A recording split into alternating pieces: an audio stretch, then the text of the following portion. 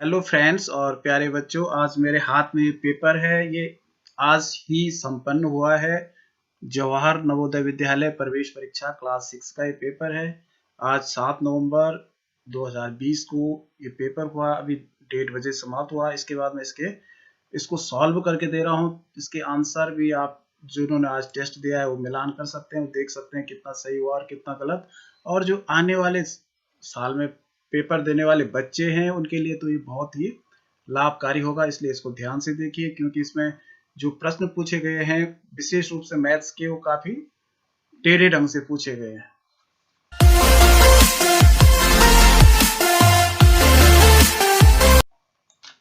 तो नमस्कार दोस्तों, मैं उत्तम सिंह राणा और मेरे साथ सॉल्व करते हैं ये नवोदय का पेपर। देखिए, पहले जो प्रश्न है, प्रश्न नंबर 1 से, इसमें 4 चित्र दिए गए हैं। इसमें 3 समान है, एक अलग है। तो देखिए अलग क्या हो सकता है। देखिए, इसमें त्रिभुज है, वृत्त है और वर्ग है, और ये 2 डंडे हैं।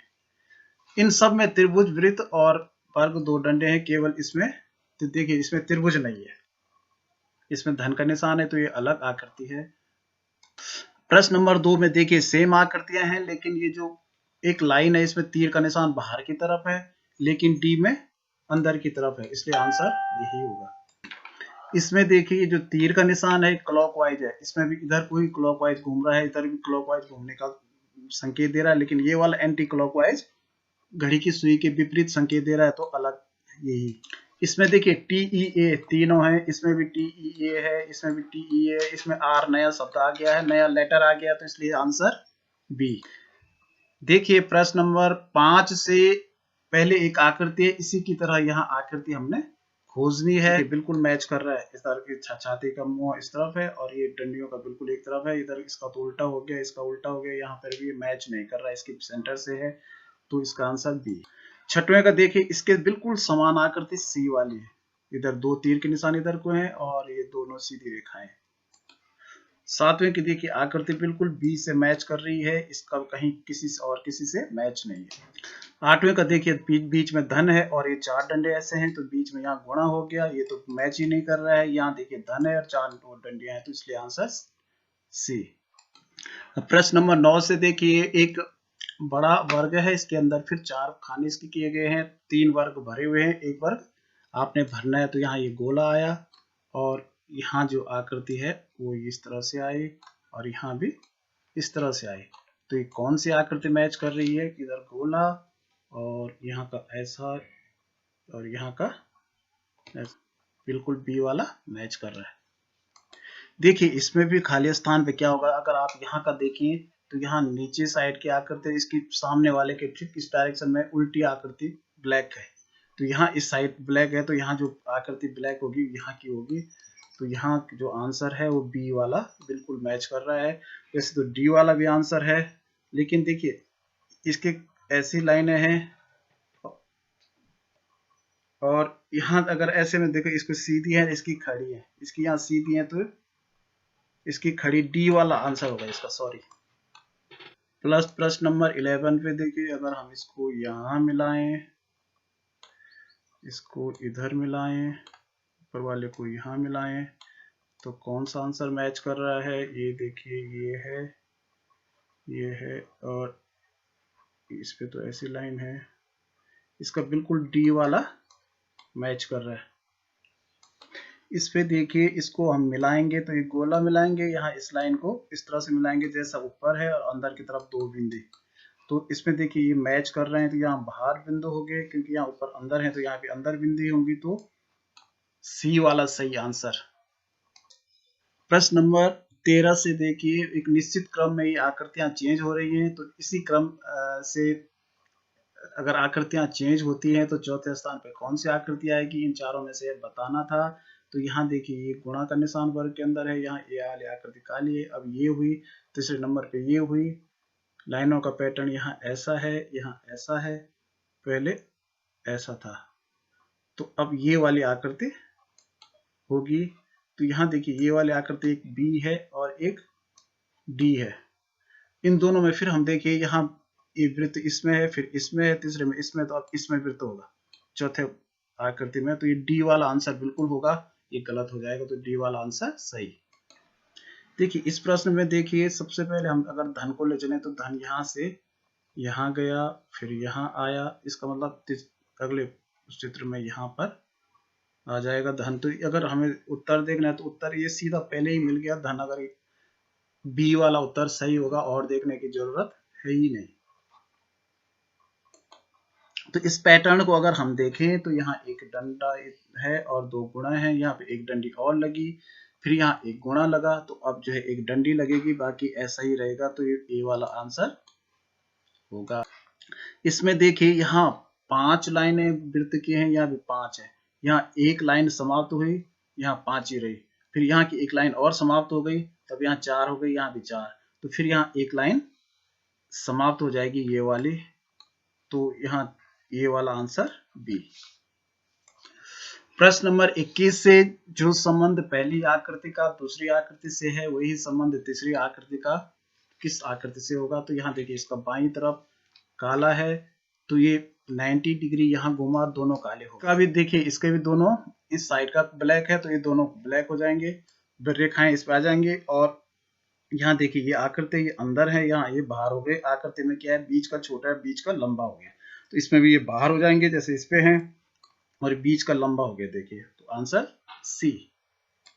देखिए इसमें देखिए ये इधर को है, फिर ये जो है एंटी क्लॉकवाइज इधर घुमा, फिर इधर, तो अब इधर नीचे को होगा, तो नीचे को देखिए डी वाले में है, ठीक है ना। और यहाँ देखिए ये प्लस का निशान है, ये प्लस इस तरह से काला हुआ है, तो ये गुणा है, तो इसका भी इसी पैटर्न से जो काला अंदर का हिस्सा है तो ये सी में है। देखिए प्रश्न नंबर 21 से आपने क्या करना है कि इसका ये वाला हिस्सा, ये जो ब्लैंक है, इसको भरना है, इसमें से कौन सी आकृति इस पे सही ढंग से आएगी। तो देखिए इसमें जो आकृति आएगी, तो इसमें दो त्रिभुज के जैसे खाली है, तो ये तो आएगा नहीं, इसका आएगा नहीं, तो ये वाला दोनों त्रिभुज बराबर हैं, ये सी वाला आएगा। और इस वाले पे देखिए दो त्रिभुज इस तरह से हैं, तो इस पे जो अगर खाली है तो ए वाला ही इसमें सही लग रहा है। इसका एक ही दांत है, इस पे ऐसा है, इसका जो है इसका भी एक ही दांत अंदर है, जबकि यहाँ जो है दो दांत इस तरह से त्रिभुज की तरह इसी के हैं। देखिए प्रश्न नंबर 23 का ये वाला हिस्सा जो पूरा करती है, तो ये वाली आकृति बिल्कुल कर रही है, इसका जो मैच हो रहा है बिल्कुल इसी से, इस पे ये बिल्कुल आएगा, तो ये इस तरह से पूरा वर्ग बन जाएगा, ठीक है ना। ये देखिए जैसे वो ऊपर जो खाली है उसी तरह वहां पे बिल्कुल मैच कर रही है। और इस वाली आकृति का जो मैच हो रहा है वो ए वाला हो रहा है। देखिए यहाँ पर अंदर ऐसा, और इस तरह से ए वाला अगर हम यहाँ पे बिठाएंगे तो ये आकृति बिल्कुल पूरी हो रही है, देखिए, ठीक है। तो इसका आंसर ए होगा और ऊपर वाले का सी होगा। देखिए प्रश्न नंबर 25 से हमें दर्पण आकृतियां दिखानी है कि दर्पण में ये आकृति कैसे दिखेगी। तो दर्पण में होता क्या है कि आकृति उल्टी हो जाती है, इस तरफ का जो हिस्सा है ये इधर चला जाएगा, और इधर काला वाला हिस्सा या ये वाला हिस्सा इस साइड आ जाएगा। तो अगर मैं करके दिखाऊं तो मैं दिखा देता हूं आपको इसको, क्योंकि इस साइड इसके दर्पण है,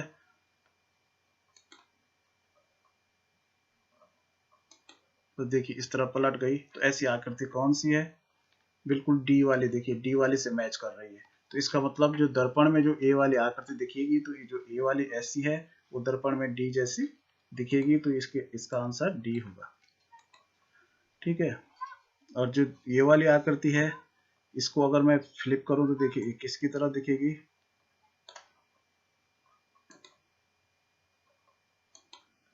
देखिए ये कौन सी आकृति होगी, पहले त्रिभुज वृत्त, और ये इसका मुंह तो इधर हो गया, त्रिभुज वृत्त इसका मुंह इधर, वर्ग, तो ये बिल्कुल मैच कर रही है सी से, तो इसका आंसर होगा सी।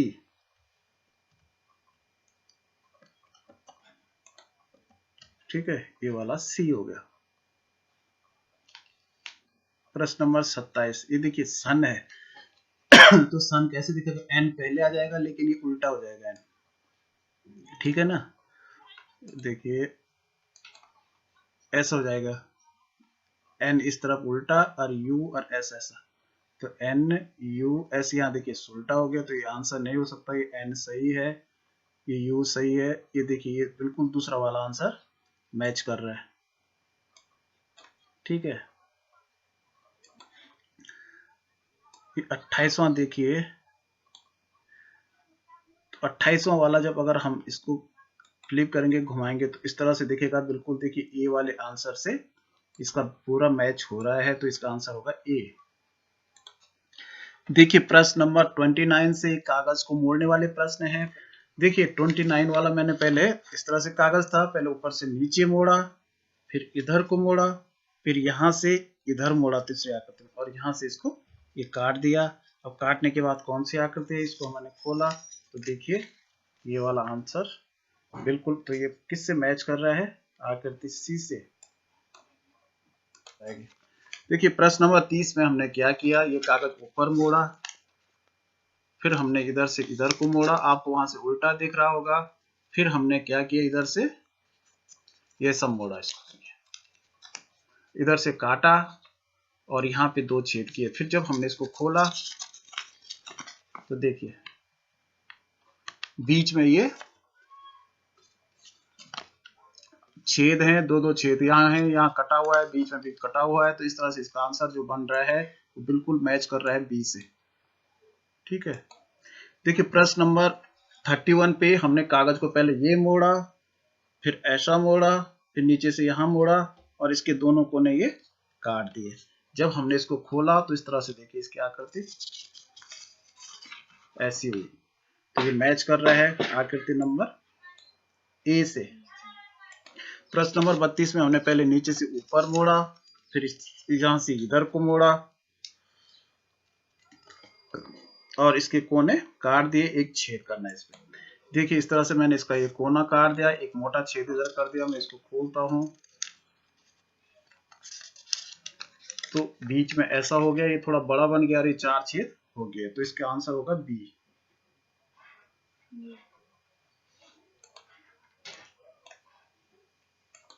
ये देखिए प्रश्न नंबर 33 से हमें क्या करना है, यहाँ अलग अलग 3 आकृतियां या कुछ आकृतियां दी हुई हैं, इसमें से इनको मिला करके इनमें से कौन सी आकृति बन रही है, ये आंसर आपको बताना है। ये देखिए बाल्टी की तरह एक ऐसा है, इसके ऊपर का ये बन गया यहाँ, और ये जो छोटा वाला आकृति ये गोल वाली ये बन गई।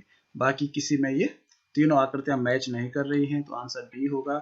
इसमें देखिए एक वर्ग है बड़ा, एक छोटा वर्ग है, 2 आयत हैं, एक थोड़ा लंबा है, एक कम है। तो अगर हम इसका मेल देखें तो ये बड़ा वर्ग हो गया, ये छोटा आयत।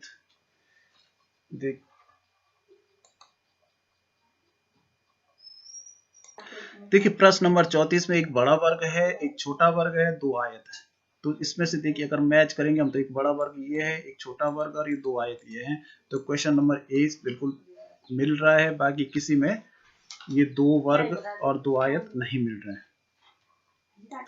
देखिए प्रश्न नंबर 34 में एक त्रिभुज है, 2 वर्ग हैं, तो इसमें तो 2 आयत हैं, और इसमें देखिए 2 वर्ग और एक त्रिभुज बिल्कुल ये मैच कर रहा है। बाकी यहाँ 2 त्रिभुज 3 त्रिभुज हैं, इसमें भी ये मैच नहीं कर रहे हैं।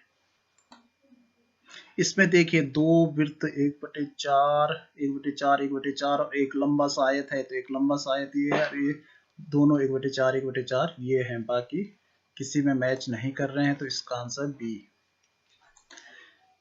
इसमें देखिए प्रश्न नंबर 37 में गुणा का निशान है और बीच में एक सीधी लाइन है, तो इसमें भी गुणा का निशान है, लेकिन ये देखिए ये तिरछा है, ये आकृति तिरछी है, तो इसलिए इसके गुणा के निशान भी तिरछे हैं। यहाँ देखिए बिल्कुल वर्ग सीधा है, इसमें गुणा का निशान और बीच में एक लाइन है, तो यही आंसर होगा। बाकी इसके बीच में लाइन नहीं है, यहाँ धन का निशान है, तो ये आंसर गलत है। यहाँ देखिए इस वाली आकृति को यहाँ तो ये मैच कर रहा है, लेकिन ये आगे का हिस्सा इसमें मैच नहीं कर रहा है, इस पे ये कुछ भी दिख ही नहीं रहा है। इसमें भी ये ऐसा है लेकिन आगे नहीं जा रहा है, तो यहाँ इससे देखिए इससे मैच कर रही है, यहाँ से सीधा और ऐसा ऐसा ऐसा, और पीछे ये डंडा भी है, तो ये आकृति डी वाला आंसर 38 का। देखिए आकृति 39 वाले में ये भी की तरह है, लेकिन यहाँ वाला सीधा है और ऐसा है, तो अगर हम ये देखें तो आकृति ए बिल्कुल मैच कर रही है, तो इसका आंसर बिल्कुल ए होगा। बाकी कोई मैच नहीं कर रहा है। यहाँ देखिए वृत्ताकार इस तरह से मिले हुए हैं, तो यहाँ ये मिल नहीं रखे हैं, यहाँ भी ये अलग एक ही दिशा में है, यहाँ ये मिल के अंदर घुसे हुए हैं, तो इसमें देखिए वृत्ताकार मिले हुए हैं, तो आंसर डी। देखिए प्रश्न नंबर 41 से मैथ्स है। मैथ्स इस बार थोड़ा सा घुमा के इसमें पूछी थी। 41 वाला प्रश्न है। संख्या ये दे रखी है 7,88,948 को निकटतम हजार तक करने में राउंड ऑफ करने से प्राप्त क्या होता है। तो जब हम निकटतम हजार में करते हैं तो ये 7 8 8 8 8 9 4 8 है। तो जब निकटतम हजार करते हैं, 1000 में करते हैं, तो इसके आगे के 3 अंकों के हम जीरो बनाते हैं। लास्ट में अगर 5 या 5 से बड़ा होता तो यहाँ एक अंक बढ़ जाता है। तो ये इसका आंसर हो जाएगा 7,89,000। तो 7,89,000। नंबर 42 काफी टफ है। 500 मीटर लंबे तथा 30 मीटर चौड़े एक मैदान में 30 मीटर लंबा 20 मीटर चौड़ा तथा 12 मीटर गहरा टैंक खोद कर बनाया गया। तो ये अगर हम मैदान माने इसको, 500 मीटर लंबा है ये मैदान और 30 मीटर चौड़ा है। यहाँ से जो खोदा गया गड्ढा है ये 30 मीटर लंबा है, 20 मीटर चौड़ा है और गहरा है ये 12 मीटर। तो सबसे पहले हम ये देखेंगे इससे कितनी मिट्टी खुदी। तो इसका आयतन निकालेंगे 30 गुणा 20 गुणा 12। तो 12 दूनी 24, 24 दिया 72, 20। तो 7,200 मीटर क्यूब इससे मिट्टी निकली। और ये मिट्टी कहाँ बिछाई गई, इसमें, इस वाले मैदान में बिछाई गई। ठीक है ना। तो इस मैदान की हाइट कितनी होगी।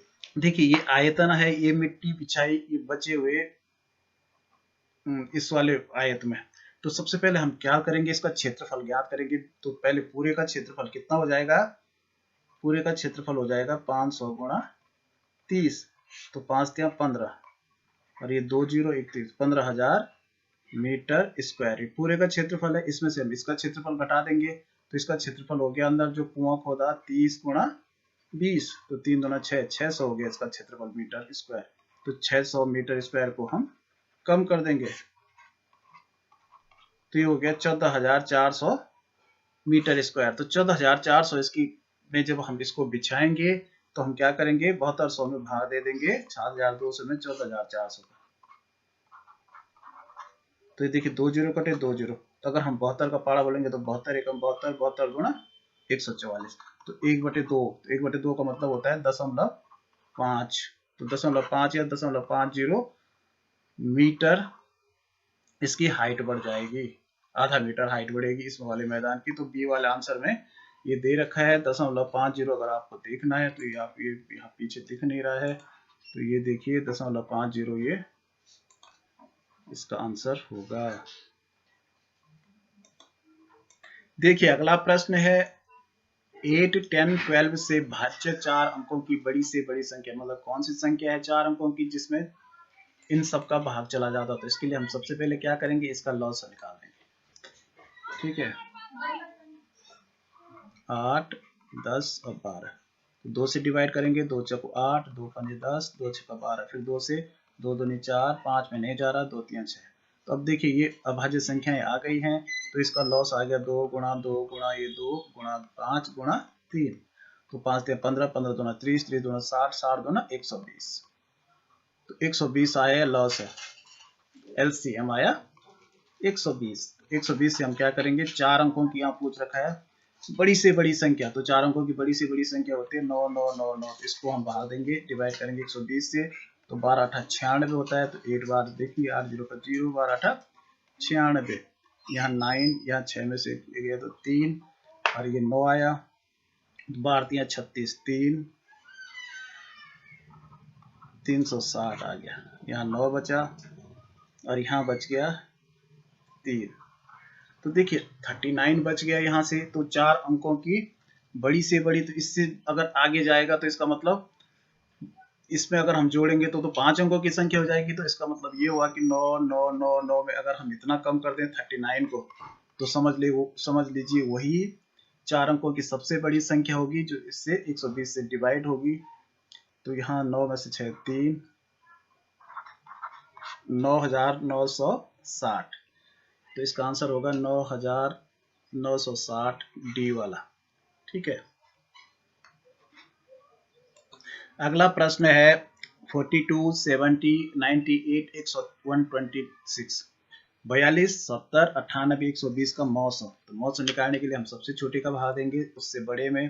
तो हमने 42 का भाग दिया 70 में, 42 से कम 42, यहाँ बचा 8, यहाँ बचा 2, 28। तो 28 का भाग फिर 42 में दिया, तो 28 से कम 28, फिर यहाँ 12 में से 8 गया 4, और यहाँ 14, तो 14 का भाग 28 में दिया, तो 14 2 ना 28 हुआ। तो यहाँ मौस आया 14, फिर 14 का भाग हम देंगे 98 में, 15 से 98, 14 5 17, 14 छक्का 84, 14 7 98 जा रहा है। तो फिर 14 से डिवाइड करेंगे 126 को, 98, 14 8 112, 14 नंबर 126, तो यहाँ भी 14 आया। इसका मतलब इसका मौस होगा 14 HCl। 20 से कम की सभी अभाज्य संख्याओं का योग। तो 20 से कम सब अभाज्य संख्याएं क्या होती हैं? 2 होती है, 3, 5, 7, 11, 13, 17, 19, 9 और 7 16, 3 19, 20 और 7 27 और 5 32 और 3 35 और 2 37, 3 4 5 6 7 77 योग आया। तो इसका आंसर 77। देखिए, ये प्रश्न है, एक सवारी गाड़ी एक रेलवे स्टेशन से एक मालगाड़ी के चलने के 6 घंटे बाद 80 किलोमीटर प्रति घंटा की चाल से चलकर मालगाड़ी को 4 घंटे में पकड़ लेती है।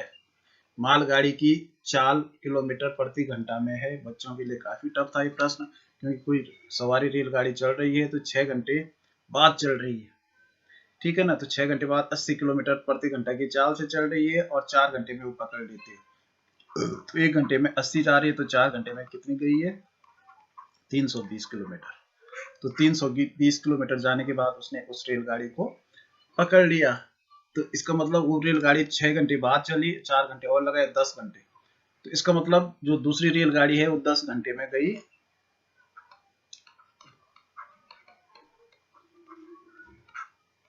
320 किलोमीटर।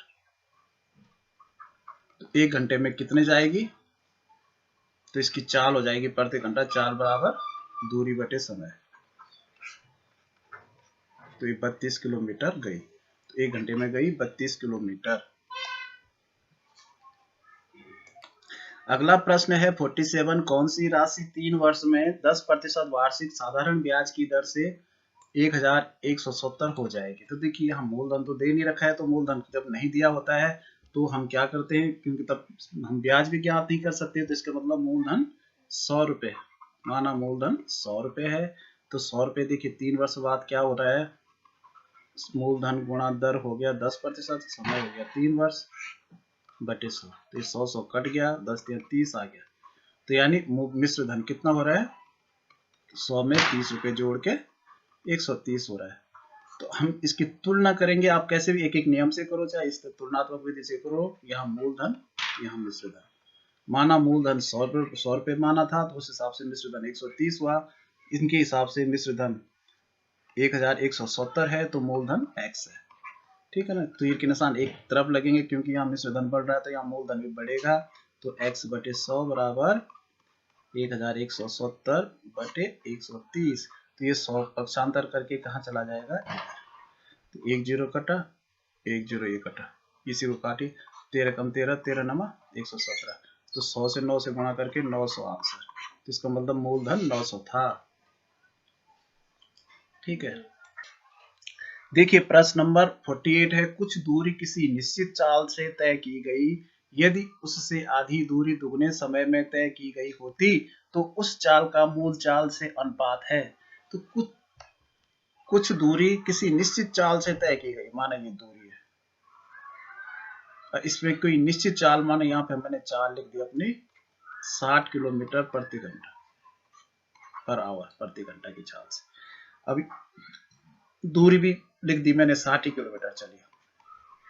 60 किलोमीटर की दूरी हमने 60 किलोमीटर पर घंटा की चाल से तय की, तो कितना समय लगा हमें हमारा जाने में? 1 घंटा लगा, क्योंकि हमारी चाल 60 किलोमीटर प्रति घंटा है। अब इससे आधी दूरी, तो आधी दूरी कितनी होगी? 30 किलोमीटर। इसमें समय कितना लगा, दुगना लगा, 2 घंटे। तो यहाँ चाल हमारी कितनी हो जाएगी, चाल बराबर होता है दूरी बटे समय। तो दूरी हो गई 30 और समय 2 घंटा। तो 2 से हमने 30 को काटा तो 15 किलोमीटर पर आवर आया। अब देखिए पहले हमारी मूल चाल थी 60 किलोमीटर, अब हो गई हमारी चाल 15। तो 60 अनुपात 15 है। तो अगर हम इसको काटेंगे तो 60 बटे 15 करेंगे तो 15 कम 15, 15 चौको 60, 60 का स्थान पहले है तो यहाँ 4 अनुपात 1 आएगा। ठीक है ना। तो इसका आंसर होगा 4 और 1। एक वर्गाकार पार्क में रुपए 30 प्रति मीटर की दर से बाड़ लगवाने की लागत इतनी है। वर्गाकार पार्क का क्षेत्रफल। देखिए पार्क है, वर्गाकार पार्क है, ठीक है। अब इसका क्या है खर्चा आया, इसको इतना मीटर प्रति मीटर की दर से बाड़ लगवाने का। तो बाड़ कहाँ लगते हैं, किनारे पे। तो किनारे का इसका मतलब इसका परिमाप जितना होगा उसका हमने गुणा किया होगा 30 से, तो इतना आया। तो इसका मतलब अगर हम टोटल में 7200 में 30 का भाग दे दें, देखिए मैंने भाग देने का मतलब बट्टे किया, काट दिया 0 से 3 से इसमें भाग दिया, 3 दूनी 6, यहाँ 1 बचा 12 हुआ, तो 3 चक्कू 12 0, तो 240 मीटर इसका परिमाप आया। तो इसका मतलब वर्ग का परिमाप 240 मीटर आया। तो अगर हम इसको 4 से डिवाइड करते हैं 240 मीटर को, तो हमारी एक भुजा ज्ञात हो जाएगी। तो 4 एकम 4, 4 छक्का 24, 0 60, तो 60 मीटर भुजा आ गई। जब भुजा आ गई तो क्षेत्रफल हम ज्ञात क्या करते हैं, भुजा गुणा भुजा। तो इसका आएगा 6 छक्का 36 और 3600 वर्ग मीटर। तो इसके 3600 वर्ग मीटर इसका क्षेत्रफल हो जाएगा। देखिए 50वां प्रश्न है 36 मिनट एक दिन का कितना प्रतिशत। तो देखिए पहले हम एक दिन में मिनट लेंगे, कितने होते हैं। तो एक दिन में होते हैं 24 घंटे, ठीक है ना। तो 24 घंटे, तो एक घंटे में होते हैं 60 मिनट, ठीक है। तो 24 घंटे में कितने होंगे, 24 गुणा 60, तो ये 0 हो गया, 6 चौक 24 का 4 हो गया, 6 दूना 18 और 2 20, तो 2024, 6 दो नहीं 12, सॉरी 6 चौक 24 का 4 हासिल 2, 6 दो नहीं 12 और 2 14, 1440 मिनट होंगे। तो देखिए 36 मिनट, इस मिनट का कितना प्रतिशत होगा, तो हम 36 मिनट का जब प्रतिशत निकालेंगे तो 36 ऊपर 1440 नीचे गुणा 100 और इसको भी गुणा 100, तो ये वाला 100 प्रतिशत का निशान में चला गया यहाँ। अब देखिए इसको हम काटेंगे तो 0 से 0 कटा, 18 से काटिए, 18 दूनी 36, 18 18 144, फिर 2 एकम 2, 2 चक 8, 4 से हमने 10 काटा। तो अगर हम 4 का भाग 10 में देंगे तो देखिए 4 दूना 8, 2 बचा, यहाँ दशमलव रखा, यहाँ 0 हुआ, तो 2 पंजे 10, 4 पंजे 20, ठीक है, 2.5 प्रतिशत। देखिए प्रश्न नंबर 51 है, निम्न में से कौन सी संख्या 11 से विभाजित है। तो इसमें एक नियम होता है, इसका जो सम अंक है और विषम अंक है, इनका जो योग है, इनका जो अंतर है वो या तो 11 से विभाज्य होना चाहिए या 0 होना चाहिए, वही संख्या 11 से विभाज्य होगी। तो पहले देखिए हम पहले 2 सम अंक लेंगे, 2 9 धन 8 धन 3, तो इसके हो गए 9 और 2 11, 8 19 और 3 22। इसके विषम अंक लेंगे तो 7 5 12, 4 16 और 3 19। अब इसमें अंतर आ गया, 12 में से 9 गया 3 का, तो ये संख्या विभाजित नहीं होगी। इसकी अगर हम सम संख्याएं जोड़ेंगे, पहले विषम संख्याएं जोड़ लीजिए, 1 3, ये हो गया 9 और 6 15 और 3 18, 18 में 0 जोड़ के 18 ही हुआ, ठीक है। और इसको यहाँ सम संख्याएं जोड़ेंगे तो 8 और 7 15 और 15 और 9 24 और 24 और 5 29, तो 29 में से 18 कम कर दो तो 9 में से 8 गया 1 और 2 में से 1 गया 1, तो देखिए 11 आ गया। तो 11 से विभाजित हो रही है, तो क्योंकि इसमें 11 का भाग जा रहा है तो इसका मतलब संख्या b में 11 से विभाजित हो जाएगी। अगला प्रश्न है, यदि एक संख्या का 15% 60 के बराबर है तो संख्या है, कोई संख्या है उसका 15% 60 के बराबर है, तो संख्या माना x का 15% का मतलब 15/100 किसके बराबर है? 60 के बराबर। तो x बराबर क्या हो जाएगा? हम पक्षांतर करेंगे तो 60 तो अपनी जगह रहेगा, ये पक्षांतर होगा तो 100 अंश में चला जाएगा और 15 हर में। 15 कम 15, 15 चौको 60, तो 100 का गुणा 4 से करके तो वह संख्या 400 होगी। तो इसका आंसर 400। ठीक है। एक व्यक्ति ने एक वस्तु रुपए 7,200 में बेचकर क्रय मूल्य का 1/4 भाग हानि उठाई। वस्तु का क्रय मूल्य है। तो देखिए यहाँ क्रय मूल्य नहीं दिया हुआ है तो हमें क्रय मूल्य मानना पड़ेगा। माना क्रय मूल्य 100 रुपए है, तो उसको हानि कितनी हुई? इसका 1/4, तो 100 का 1/4, तो 4 से हम 100 काटेंगे तो 2 4 दूनी 8 और 2 4 पंजे 20, तो 25 रुपए की हानि हुई। तो इसका मतलब विक्रय मूल्य कितना हो गया? 100 में से 25 कम कर दो तो 75 रुपए विक्रय मूल्य। ठीक है। तो अगर इसकी तुलना कर लीजिए आप, यहाँ विक्रय मूल्य दे रखा है 7,200, अगर क्रय मूल्य यहाँ हम क्रय मूल्य लिख देंगे और यहाँ लिखो विक्रय मूल्य। आप एक नियम विधि से भी कर सकते हैं, जैसे भी आपको अच्छा लगे। तो अगर क्रय मूल्य 100 रुपए है तो विक्रय मूल्य 75 रुपए है। अगर विक्रय मूल्य 7,200 है तो क्रय मूल्य x है। तो इस अगर यहाँ विक्रय मूल्य बढ़ रहा है तो यहाँ क्रय मूल्य भी बढ़ेगा, दोनों एक ही तरफ लगेंगे। x/100 बराबर 7,200/75। अब ये 100 पक्षांतर करके आगे कहाँ चला जाएगा? यहाँ गुणा में, तो 25 या 75, 25 चौको 100, यहाँ 7 2 9 तो कट रहा है, 3 एकम 3, 3 2 6, 1 12 हुआ, 3 चौको 12 और ये 0 0, तो ये हो गया 4 से गुणा करके 0 0, 4 चौको 16 का 6 हासिल, 1 4 2 8 और 9, 9,600। तो 9,600 वस्तु का क्रय मूल्य, क्योंकि ये खाने में बेच रहा है तो इसलिए 7,200 में इसका बिका। देखिए यदि 253 गुणा 69 बराबर इतना है तो इतना धन इतना का मान है, वह भागा। ठीक है ना। तो क्योंकि इसमें हमने भाग दिया इसका, तो देखिए अगर हम इसको भाग भी देंगे, आप विधि से करेंगे तो भाग देने में क्या होता है? दशमलव 3 अंक इधर है तो इसके भी देखिए, चलिए ये 17457 अपॉन यहाँ 0 तो 0.253। तो जब हम किसी संख्या में भाग देते हैं तो इसके यहाँ जिससे हम भाग देते हैं यहाँ भाग वो नहीं होने चाहिए दशमलव, तो इसके अगर हम 1000 से गुणा करेंगे तो इसके 0.3 अंक इधर चला जाएगा, तो ऊपर का भी 3 अंक इधर चला जाएगा, तो इसके दशमलव हो जाएंगे 174.57 और ये हो जाएगा 253।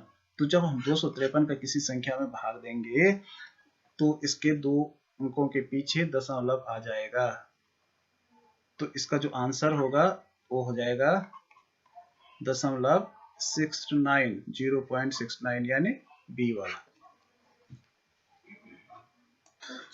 देखिए अगला प्रश्न है, ये 29/12 है, धन 15/16, ऋण 4/3। तो सबसे पहले एक साथ, क्योंकि जोड़ घटाने का तो हम नीचे बराबर करेंगे, तो इसका एलसीएम आएगा 16 कम 16, 16 दूनी 32, 16 तिया 48। तो 16 तिया 48 पे सब मिल जाएंगे, तो 12 चौको 48 गुणा 4 हो जाएगा, यहाँ 29 गुणा 4 हो जाएगा, 16 तिया 48 गुणा 3, यहाँ गुणा 3 और इसमें 3 16 हो जाएगा, गुणा 16 गुणा 16, 16 तिया 48। अब देखिए नीचे सबका 48 आ गया और ऊपर कितना आ जाएगा? 29 चौको होते हैं 4 9 36, 3 और 4 दूने 8 और 3 11, 116 हो गया। धन करके 15 तिया 45 हो गया और ऋण हो गया 16 चौको 64। तो हमने 116 में 45 जोड़ा तो कितना आया? 9 6 5 11 हासिल 1 5 4 और 1 5 और 1 6 1 161 आया और 161 में हमने 64 को घटा दिया, तो 11 में से 4 गया 7 और यहाँ 15 में से 6 गया 9, तो यह आया 97/48। तो 48 में हमने 97 से डिवाइड करेंगे, 48 दूना 96 और बचा 1, तो ये हो गया 2 से 1/48। 2 सही 1/48 इसमें आंसर है नहीं, ये वाला आंसर होना था। यहाँ पे 2 सही 1/48 होता तब सही होता, लेकिन ये आंसर है नहीं इसमें, तो इसका सही आंसर होगा 2 से 1/48। ठीक है, देखिए 56 वाला हम करेंगे तो पहले 3.6 है, ठीक है, 3.6 गुणा 0.48 गुणा 250 बटे 0.12 गुणा 0.09 गुणा 0.5। अब देखिए, अब इसको सबसे पहले तो हम काटने के लिए क्या कर दीजिए, इसके दशमलव हटा दीजिए। यहाँ 2 अंकों के पीछे दशमलव है, तो इसको हम 100 से गुणा करेंगे, तो ऊपर देखिए 100 से गुणा करके इसमें 2 जीरो आएंगे, तो 2 जीरो एक पे दशमलव लगेगा, तो ये 360 रह जाएगा, ठीक है ना। और ये 12 पूरा हो जाएगा, इसके दशमलव आगे चले जाएंगे 2 अंकों के बाद। अब देखिए गुणा गुणा, यहाँ पे देखिए, यहाँ पे 2 अंकों के पीछे दशमलव है, ऊपर भी 2 अंकों के पीछे दशमलव है, तो इसका दशमलव वैसे ही कट गया। 100 से गुणा ऊपर भी करा नीचे भी करा, तो ये 48 आ गया, और नीचे एक 9 ही बच गया। फिर गुणा 250 है, यहाँ एक अंक के पीछे दशमलव है, तो इसको अगर हम 10 से गुणा करेंगे तो यहाँ एक जीरो और आ जाएगा, 250 की जगह 2500 हो जाएगा, और नीचे गुणा 5 रह जाएगा। अब हम काट सकते हैं इसको बड़ी आसानी से, देखिए 12 कम 12, 12 36 3। अब 9 से 9 5 से काटिए, 5 पंजे 25, 500 हो गया। 9 चौक 36, 4 4 8, 3 से काटिए, 3 तिया 9 और 3 एकम 3, 18, 3 छक्का 18, 3 से काटिए तो यहाँ 10 आ गया, तो यहाँ 500 हो गया, 16 पंजे 80 हो गया, 16 पंजे 80, 2 जीरो ये आ गया, और 10 का गुणा करके एक जीरो और आ गया, तो 80,000 आंसर। तो ये डी वाला आंसर बिल्कुल सही है। ईशा ने एक कॉफी 32 रुपये 75 पैसे में, एक पेन 3 रुपये 50 पैसे में खरीदा। तो इसने पहले खरीदा 32 रुपये 75 पैसे में कॉफी खरीदी, पेन खरीदा 3 रुपये 50 पैसे। इसको देखिए दशमलव के नीचे दशमलव लिखता है, और 7 पेंसिलें जो प्रत्येक 125 रुपये 1 रुपये 25 पैसे की खरीदी। तो एक पेंसिल 1 रुपये 25 पैसे की है, तो 7 पेंसिल कितने की होंगी, तो 7 पंजे 35, 3 7 दूने 14, 3 17, हासिल 1 7 एकम 7 और 1 8, तो ये दशमलव लगा, तो 8 रुपये 75 पैसे की हुई। तो 5 5 10, और ये हो गया 7 7 14, अब 5 19 और 1 20, 2 8 2 10 और 3 13, 14 15 का 5 हासिल 1, तो 45 रुपये का इसने सामान खरीदा। 50 का एक नोट दिया, तो उसको वापस कितने मिलेंगे, तो 50 रुपये में से हम 45 रुपये को घटा देंगे, तो 5 रुपये वापस मिलेंगे, ठीक है। तो इसका आंसर बी वाला।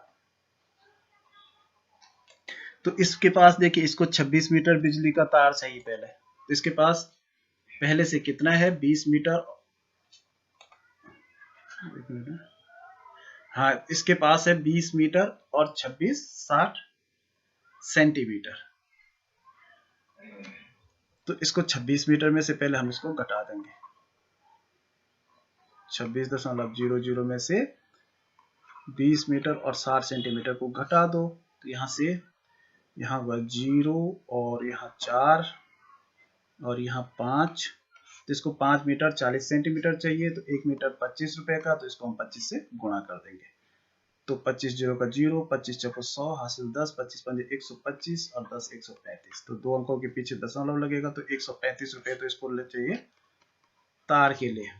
अब देखिए इसके पास पाइप कितना चाहिए, इसको 10 सही 1/2 मीटर, तो 10 सही 1/2 मीटर का मतलब होता है 10.5 मीटर, और पहले से है इसके पास 6 मीटर, तो 6 मीटर को हम कम कर देंगे, तो यहाँ 5, तो इसको 4.5 मीटर पाइप चाहिए, तो 20 रुपए प्रति मीटर की दर से कितना लगेगा, तो 20 गुणा से करेंगे, तो 20 पंजे 100 हासिल 10, 20 चौको 80, 10 90, एक अंक के पीछे दशमलव है, तो 90 रुपए का इसको पाइप चाहिए।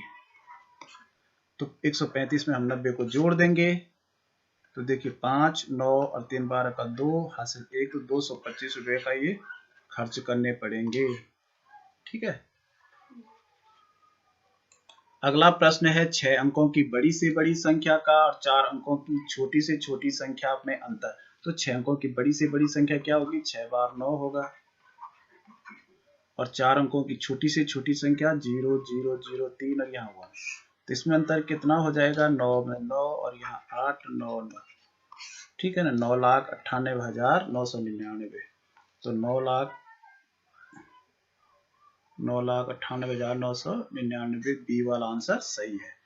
एक थोक विक्रेता ने ₹36 प्रति दर्जन के भाव से अंडे खरीदे।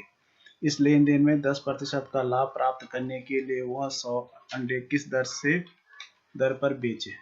तो देखिए इसने 100 अंडे बेचने हैं, तो 100 अंडे किस दर से बेचे, तो 100 अंडे कितने में खरीदेगा, 36 रुपए प्रति दर्जन के भाव से उसने अंडा खरीदा। तो एक दर्जन यानी 12 अंडे हैं 36 रुपए के, तो एक अंडा कितने का होगा, 36/12 यानी 3 रुपए का। तो 100 अंडे हो जाएंगे 100 गुणा 3, 300 के। अब 300 रुपए के अंडे को 10% का लाभ प्राप्त करने के लिए, तो 300 का 10% कितना होता है, 300 का 10/100, तो ये होता है 30 रुपए। तो 30 रुपए का लाभ प्राप्त करने के लिए वह किस दर पर बेचे, तो 30 रुपए का लाभ प्राप्त करने के लिए अंडे बेचेगा 300 में 30 रुपए और जोड़ देगा वो, तो 330 में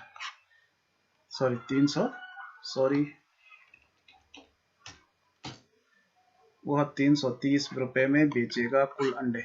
तो किस दर से बेचे, तो यहाँ पर दर क्या है, पूरे 300 अंडों की कीमत इसने आंसर दे रखा है, तो इसका आंसर 330 डी वाला होगा। अब हिंदी का अनुच्छेद है, सचिन को कनिष्ठ वर्ग में 100 मीटर की दौड़ के लिए चुन लिया गया। वह एक अच्छा धावक था पर आज तक कभी जीता नहीं था।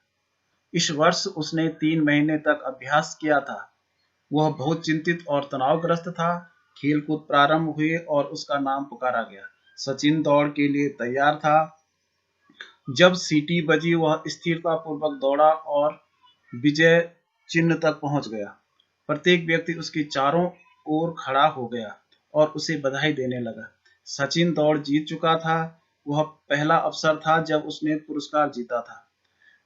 उसने अपने खेलकूद के शिक्षक को उसे प्रोत्साहित करने के लिए धन्यवाद दिया। उसे मुख्य अतिथि से मेडल लेते हुए गर्व और प्रसन्नता हो रही थी। उसके माता-पिता को भी उस पर गर्व था। प्रश्न है, सचिन ने भाग लिया तो 100 मीटर की दौड़ में, इसका आंसर होगा सचिन ने अभ्यास किया तो 3 महीने तक। जब सचिन ने पुरस्कार ग्रहण किया तो उसे कैसा लग रहा था, तो इसका आंसर होगा प्रसन्नता और गर्व का अनुभव। वहां पहले उसमें आया था गर्व और प्रसन्नता, एक ही बात है। दौड़ में भाग लेने के लिए सचिन को किसने प्रोत्साहित किया था, तो खेलकूद के शिक्षक ने किया था। बधाई देने का अर्थ होता है, तो बधाई देने का अर्थ होता है किसी को शुभकामनाएं प्रेषित करना। तो यहाँ पे थोड़ा इन पे कंफ्यूज हो रहा है, लेकिन मुझे लग रहा है कि इसका ज्यादा अच्छा आंसर प्रशंसा करना होगा, ठीक है ना। दूसरा अनुच्छेद है, पर्यटन का एक लाभ यह है कि हम यह सीखते हैं कि असुविधाओं को कैसे सहन किया जाए और कठिनाइयों के बीच भी कैसे शांत रहा जाए। पर्यटन के लाभों के कारण ही पर्यटन संपूर्ण विश्व में लोकप्रिय हो गया है। लाखों विदेशी भारत के स्थानों की सुंदरता और संस्कृति को देखने के लिए प्रतिवर्ष भारत आते हैं। वे हिमालय, ताजमहल, अनेक महलों व किलों, वन्य जीवन के अभयारण्यों तथा समुद्री सैरगाहों आदि स्थानों की सुंदरता देखने के लिए यहाँ आते हैं। वे यहाँ की संपन्न सांस्कृतिक विरासत की जानकारी के साथ साथ यहाँ की प्यारी यादें भी अपने साथ ले जाते हैं। पर्यटन हमें कठिनाइयों में रहना सिखाता है, तो कठिनाइयों में शांत रहना सिखाता है, ऊपर ही शब्द आया था। पर्यटन के लोकप्रिय होने का एक कारण यह है कि लोगों में अधिक प्रारंभ कर दिया है, तो लोगों ने पर्यटन अधिक प्रारंभ कर दिया है, तो इसका पर्यटन मतलब घूमना फिरना, तो घूमना फिरना अधिक प्रारंभ कर दिया है। अन्य स्थानों के अतिरिक्त पर्यटक अवश्य देखने आते हैं, तो यहाँ पे आया था एक अभ्यारण्य आया था ऊपर शब्द, ये बिल्कुल आंसर सही है। और अगला देखिए, पर्यटक अपने साथ ले जाते हैं, तो प्यारी यादें ले जाते हैं। अभयारण्य शब्द का अर्थ भी वही है जो का है। तो अभयारण्य चिड़ियाघर के समान होता है। चिड़ियाघर में जानवर छोटे स्थान पे बंद रखे जाते हैं, लेकिन अभयारण्य में एक बड़ा सा जंगल होता है, उसके अंदर बहुत सारे पशु पक्षी होते हैं। तो अभयारण्य भी चिड़ियाघर है, लेकिन इसका स्थान बहुत बड़ा होता है। वहाँ प्राकृतिक निवास के साथ साथ पशु रहते हैं। तो 70 प्रश्न ये हो। अगला देखिए, वन हमारे लिए अनेक रूप से उपयोगी हैं। वे हमें घर बनाने के लिए, फर्नीचर बनाने के लिए लकड़ी देते हैं। वन हमें ईंधन के लिए और कागज बनाने के लिए लकड़ी भी देते हैं। वे पक्षियों, वन्य पशुओं और कीड़े मकोड़ों को शरण देते हैं। वन वर्षा को निमंत्रण देते हैं। पर्यावरण के संरक्षण के लिए वनों का अस्तित्व बहुत महत्वपूर्ण है। यह तथ्य पूर्णतः सिद्ध हो चुका है कि हमें पर्यावरण की देखभाल करनी है। मनुष्य के निरंतर बने रहने के लिए पर्यावरण और उसके संसाधनों का समझदारी से उपयोग आवश्यक है। देखिए, पर्यावरण की रक्षा के लिए का अस्तित्व आवश्यक है, तो वनों का अस्तित्व आवश्यक है। संरक्षण शब्द का विपरीतार्थक होता है, तो संरक्षण का मतलब होता है बचाना और इसका होगा विनाश करना। ठीक है ना। अगला प्रश्न है, निम्नलिखित में से कौन सा शब्द समझदार का समानार्थक नहीं है? तो समझदार तर्क संगत, जो तर्क सहित बात करे तो वो समझदार होता है। बुद्धिमत्तापूर्ण, जो बुद्धि से काम करे वो भी समझदार होता है। और जो न्यायोचित भी काम करते हैं, न्याय के अनुसार काम करता है, वो भी समझदार होता है। केवल हास्यास्पद, जो हास्यास्पद शब्द अलग है, तो इसका आंसर हास्यास्पद। अगला है, बढ़ई वनों पर निर्भर होते हैं क्योंकि वहां से उन्हें के लिए लकड़ी प्राप्त होती है। तो बढ़ई होता है जो फर्नीचर बनाने का काम करते हैं, तो बढ़ई को लकड़ी फर्नीचर बनाने के लिए मिलेगी। ठीक है ना, इसका आंसर यही होगा। ये वाला था प्रश्न, वन्य पशु आवासहीन हो जाएंगे। उनका आवास जंगल होता है, तो इसमें से क्या आएगा? कागज की मिलें नष्ट हो गई, मकान बनाए गए, वन उजाड़ दिए गए, पर्यावरण का संरक्षण किया गया। तो वो आवासहीन तब हो जाएंगे जब वन उजाड़ दिए जाएंगे। ठीक है, तो इसका आंसर सी। अगला अनुच्छेद पढ़ रहा हूं, बहुत से लोग अनुभव करते हैं कि छुट्टी बिताने के लिए समुद्र तट सबसे अच्छा स्थान होता है। परिवार समुद्र में तैरने का आनंद उठाते हैं। बच्चे बालू से खेलते हैं। समुद्र का किनारा बहुत शांत स्थान हो सकता है, किंतु कुछ लोग दिन में समुद्र तट पर आनंद उठाने के बाद वहां बहुत से कूड़ा करकट, प्लास्टिक बोतलें, बचे हुए जूठे भोज्य पदार्थ, कागज छोड़ देते हैं। हमें अपने समुद्र तटों की देखभाल अवश्य करनी चाहिए और वहां की यात्रा पूरी करने के बाद उन्हें साफ सुथरा छोड़ना चाहिए। तो अब इस पे प्रश्न है। तो पहला प्रश्न है, लोग समुद्र तट पर जाना क्यों पसंद करते हैं? क्योंकि यह बहुत शांत होता है, समुद्र का किनारा। ठीक है, ऊपर आया है ये शांत शब्द। परिवार समुद्र तट पर क्या करना पसंद करते हैं? तो परिवार जो है तैरना और बालू से खेलना। बड़े लोग तैरते हैं, बच्चे बालू से खेलते हैं। समुद्र तट पर दिन में आनंद उठाने के बाद कुछ लोग क्या करते हैं? तो समुद्र तट पर दिन में आनंद उठाने के बाद कुछ लोग कूड़ा करकट फेंकते हैं समुद्र तट पर। ठीक है, इसका आंसर बी होगा 79। समुद्र तट पर जाने के बाद हमें क्या करना चाहिए? तो समुद्र तट पर जाने के बाद, वहां छोड़ने के बाद हमें क्या, समुद्र तट को सदा साफ सुथरा छोड़े। ये स्पष्ट उसमें आया है पैरा में। अगला लास्ट वाला प्रश्न है, देखभाल करना वाक्यांश का अर्थ क्या है? तो देखभाल करने का अर्थ होता है ध्यान रखना। ठीक है, ये सबसे सटीक उत्तर है। इस तरह से 2020 का पेपर समाप्त हुआ। अगर आपको अच्छा लगे तो इसे लाइक और शेयर जरूर कीजिएगा। थैंक्स।